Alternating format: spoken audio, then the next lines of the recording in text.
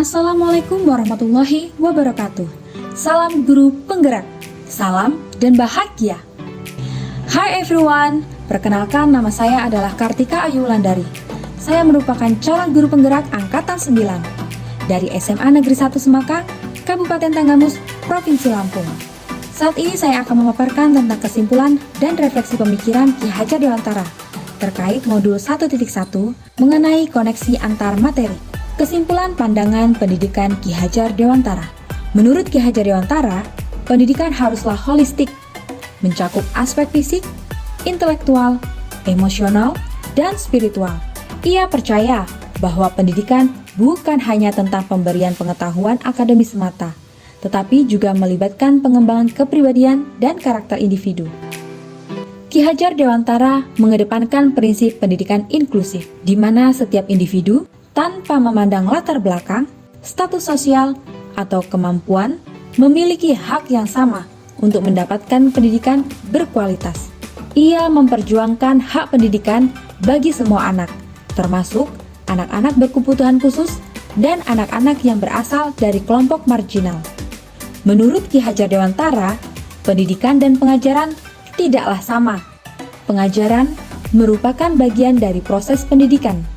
Pengajaran adalah proses penyampaian ilmu untuk kecakapan hidup anak secara lahir dan batin. Sedangkan pendidikan pada dasarnya adalah menuntun segala kodrat yang ada pada anak-anak agar mereka dapat mencapai keselamatan dan kebahagiaan yang setinggi-tingginya, baik sebagai manusia maupun sebagai anggota masyarakat. Sehingga pendidikan memberikan ruang tumbuh bagi setiap murid untuk tumbuh dan mengembangkan kecakapan diri agar mereka menjadi pribadi yang mandiri dan memiliki budi pekerti yang luhur agar mampu memuliakan diri sendiri dan orang lain. Apa yang Anda percaya tentang murid dan pembelajaran di kelas sebelum Anda mempelajari modul 1.1?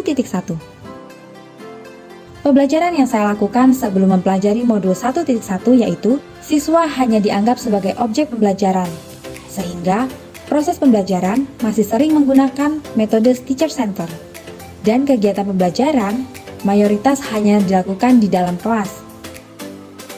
Pembelajaran saya hanya terfokus pada target ketuntasan penyampaian materi, di mana proses pembelajaran hanya berupa kegiatan mentransfer materi dan tidak memperhatikan karakter, minat, dan bakat yang dimiliki oleh anak. Dan keberhasilan pembelajaran hanya mengukur dari aspek kognitif saja. Bahkan, saya sering mengeluh dan merasa gagal sebagai guru jika banyak siswa yang tidak bisa menyelesaikan evaluasi dengan baik. Apa yang berubah dari pemikiran atau perilaku Anda setelah mempelajari modul ini? Setelah mempelajari modul 1.1 tentang pandangan pendidikan menurut Ki Hajar Dewantara, saya sangat menyadari bahwa apa yang telah saya pikirkan dan saya terapkan selama ini dalam proses pembelajaran saya sangatlah kurang tepat. Selain itu, saya juga menyadari masih banyak kekurangan dalam menyediakan pembelajaran yang sepenuhnya berpihak pada anak. Seharusnya saya melaksanakan proses pembelajaran secara menyeluruh, bukan hanya fokus pada aspek kognitif saja, melainkan aspek afektif, psikomotor, spiritual, sosial, dan budaya, sehingga kecakapan ilmu pengetahuan, pemahaman, keterampilan, dan empati, serta attitude dan minat pada anak dapat dikembangkan dengan baik. Kemudian saya juga menyadari bahwa menjadikan siswa sebagai subjek pembelajaran sangatlah penting, sehingga guru hanya bertindak sebagai fasilitator yang secara ikhlas dan setulus hati menuntun siswanya dalam mencapai keberhasilan dan kebahagiaan. Memahami karakter unik yang dimiliki oleh setiap siswanya akan memberikan kesempatan bagi siswa untuk tumbuh dan berkembang sesuai dengan kodratnya.